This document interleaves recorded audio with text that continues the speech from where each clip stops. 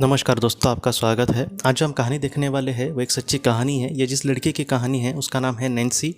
Nancy के साथ दोस्तों ये जो घटना है जब हुई थी तब नैन्सी कहती है कि वो 14-15 साल की ही थी, ज़्यादा उसकी उम्र उस वक्त नहीं थी। नैन्सी ये कहती है कि अपनी माँ के साथ वो कार में जा रही थी। उसकी माँ ने हाल ही में कार सीखी थी और लाइसेंस निकाला था। इसके लिए नैन्सी के जो पिताजी थे वो भी नैन्सी को माँ को कह रहे थे कि मैं भी तुम्हारे साथ मार्केट चलता हूँ। लेकिन नैन्सी के माँ ने ये कहा कि नहीं, मैं थोड़ा सा अभी तो बहुत ही अच्छे से मैं सीख गई हूँ और अब मेरे पास लाइसेंस भी है और मैं जितना मैं प्रैक्टिस करूँगी उतनी ही अच्छी मैं गाड़ी चला सकूँगी। इसलिए मार्केट वो जाते समय उसने कहा कि मैं ही लेकर जाती हूँ नैन्सी को। फिर भी उसके पिताजी के मन में कुछ घबराहट हो रही थी, लेकिन नैन्सी के माँ ने कहा कि कुछ नहीं होगा, आप इतना मत डरिए। तो इस तरीके से नैन्सी और उसकी माँ मार्केट के लिए निकले दोस्तों। लेकिन जाते समय कार का स्पीड ज़्यादा था या फिर कार स्लिप हुई, कुछ पता नहीं। लेकिन उस वक्त ऐसा हुआ कि उनका जो कंट्रोल था उसके माँ का कार पर, वो निकल गया और उनका एक बहुत ही बड़ा एक्सीडेंट हुआ। वो इतना एक्सीडेंट बड़ा हुआ था दोस्तों कि उनकी जो कार थी वो पूरी तरीके से पलटी हो गई थी। नैन्सी ये कहती है कि मुझे कुछ भी समझ नहीं आ रहा था। नैन्सी ने अपने अनुभव को इस तरीके से कहे है कि जैसे गाड़ी पलटी हो रही थी तब एकदम किसी ने रिप्ले किया हो या फिर बहुत ही स्लो जैसे मूवमेंट हो रही है वैसे उसको लग रहा है। और बाद में नैन्सी ये कहती है कि उसका उसको कहाँ पर और कैसे लगा उसको कुछ भी नहीं पता, लेकिन उसने कहा कि मैं बेहोश ही हो गई, मुझे कुछ पता ही नहीं चला आगे क्या हुआ। उसके बाद नैन्सी ये कहती है कि एक अलग ही दुनिया में अपने आप को उसने पाया। नैन्सी ये कहती है कि उस दुनिया में मैं पृथ्वी पर जैसी दिखती थी वैसे ही लग रही थी और उस दुनिया में कुछ ऐसा था जैसे एक जंगल जैसा वो एरिया था। लेकिन नैन्सी ये कह रही है कि मुझे वहाँ पर ज़रा भी डर नहीं लग रहा था। और उस दुनिया में दोस्तों जैसे वो कह रहे हैं कि जैसे हम सोचते हैं वैसी वो दुनिया थी। जैसे मैं अच्छे विचार करने लगूँ तो वो वातावरण जो तो वो बहुत ही अच्छे से हो रहा था, और मैं अगर कुछ बुरा या फिर नेगेटिव विचार कर रही हूँ तब वो अंधेरा जैसे हो रहा था। नैन्सी को कुछ भी समझ नहीं आ रहा था, लेकिन नैन्सी ये कह रही है कि वहाँ पर उसको ज़रा भी डर नहीं लग रहा था। उसके बाद नैन्सी ये कहती है कि उसके सामने उसने एक आत्मा को देखा। वो आत्मा जैसे नैन्सी के बारे में सब कुछ जानती थी।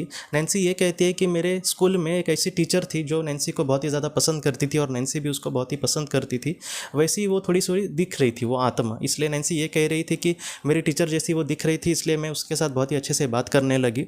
उस आत्मा ने सबसे पहले नैन्सी को ये कहा कि तुम्हें फिर से पृथ्वी पर जाना होगा, तुम यहाँ पर नहीं रह सकती फ़िलहाल। बाद में नैन्सी ने ये कहा कि मुझे यहाँ पर आने के बाद बहुत ही अच्छा लग रहा है, आप यहाँ पर ही मुझे रुकाओ क्योंकि मुझे नहीं जाना पृथ्वी पर। नैन्सी ये कहती है कि पहले से उसको भगवान में वगैरह उसकी बहुत ही ज़्यादा श्रद्धा थी और उसको यही लगता था कि दुनिया क्या ये पैसे के पीछे भागती है या फिर क्या ये जिम्मेदारियाँ लेकर जीना, बचपन से एक बोलते हैं ना वैराग्य जैसे उसके मन में। इसके लिए नैन्सी को ये लग रहा था कि अब मैं इस दुनिया में आई हूँ तो मुझे नहीं जाना फिर से उस दुनिया में जहाँ पर व्यवहारिक दुनिया ही ये चलती है। तो उस पवित्र आत्मा ने यह कहा कि नहीं, तुम्हें फिर से जाना होगा, ये तुम्हारा सच में समय नहीं है, तुम्हारी अभी भी बहुत सारी ज़िंदगी बाकी है और जीवन में बहुत ही ज़्यादा तुम्हें अच्छे कर्म करने हैं, इसके लिए तुमने पृथ्वी पर जन्म को चयन किया था। लेकिन ये सुनकर भी नैन्सी नहीं मानी। उसने कहा कि नहीं, आप मुझे यहाँ पर प्लीज़ रुकाओ, मैं सच में नहीं जाना चाहती।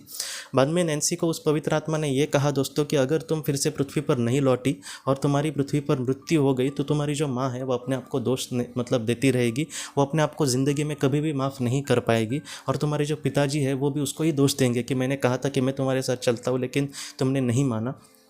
तब नैन्सी को पता चला कि हाँ, बराबर आप कह रही है, वो अपने आप को शायद दोष दे सकती है। और तब नैन्सी ने कहा कि हाँ, मैं ठीक हूँ, मैं फिर से जाने के लिए तैयार हूँ और अपनी जीवन में को भी मैं अच्छे से जीवन में आगे बढ़ने की कोशिश करूँगी। लेकिन आप सिर्फ एक ही मुझे वचन देना कि जब मैं इस दुनिया से रुखसत हो जाऊँ या फिर इस दुनिया से चली जाऊँ तब मुझे आप ही लेने के लिए आएंगे और आप अपने साथ मुझे हमेशा रखेंगे। इस तरीके से नैन्सी ने उसको कहा। तो उस पवित्र आत्मा ने यह कहा कि तुम्हारी जिम्मेदारी जो है वो मुझे दी गई है, मैं हमेशा तुम्हारे साथ रहूँगी और मैं हमेशा तुम्हारे साथ हूँ, तुम्हारे अच्छे और बुरे समय में मैं हमेशा तुम्हारे साथ हूँ, तुम ज़रा भी चिंता मत करना, तुम्हें तुम फिर से पृथ्वी पर ही जाना और वहाँ पर मैं हमेशा तुम्हारे साथ हूँ, तुम कभी भी अपने आप को अकेला मत समझना। और इस तरीके से उस पवित्र आत्मा के संदेश सुनने के बाद नैन्सी को बहुत ही अच्छा लगा और नैन्सी ने कहा कि हाँ चलो मैं जाती हूँ। और इसके बाद नैन्सी ये कहती है कि जैसे मैं तैयार होने लगी, मन की तैयारी हो गई उसके जाने की, तब फिर से उसके आंखों के सामने अंधेरा छा गया और वो पृथ्वी पर आ गई।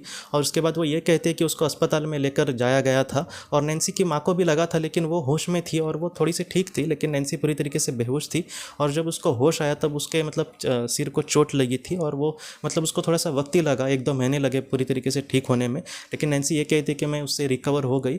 और बाद में उसके पिताजी को भी नैन्सी ने कहा कि इसमें माँ की कोई गलती नहीं है, कभी कभी एक्सीडेंट हो जाते हैं, लेकिन उसके पिताजी ने भी माँ को ज़रा भी दोष नहीं दिया। उसने कहा कि हाँ ठीक है, वो समझदार इंसान थे और इस तरीके से वो तीनों दोस्तों बहुत ही अच्छी अभी ज़िंदगी जी रहे।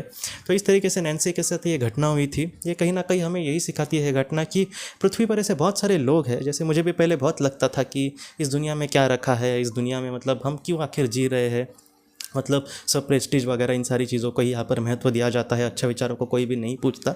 लेकिन जैसे मतलब ये सफ़र हमारा आगे बढ़ रहा है हम सब का, मैं थोड़ी सी मतलब चीज़ें समझ पाया कि नहीं, इसके भी पीछे कुछ ना कुछ बात होगी। इस दुनिया में हम बहुत सारे दुख देखते हैं, तो उसके भी पीछे कुछ ना कुछ वजह होगी। कैसे है कि इसको समझना हम मतलब बहुत ही मुश्किल हो जाता है। कोई ज्ञानी इंसान हो तो भी वो पृथ्वी पर बहुत ही मतलब मुश्किल है ये समझना। इसलिए जितना हो सके मैं अपने हिसाब से यही कहना चाहता हूँ कि जितना हो सके इसको एक्सेप्ट करो और हम कुछ अच्छा करने की कोशिश करें। इसी तरीके से हमें आगे बढ़ना होगा।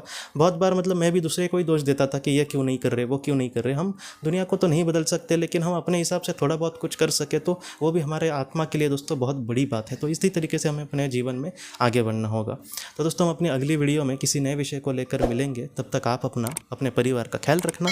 आपका बहुत बहुत धन्यवाद।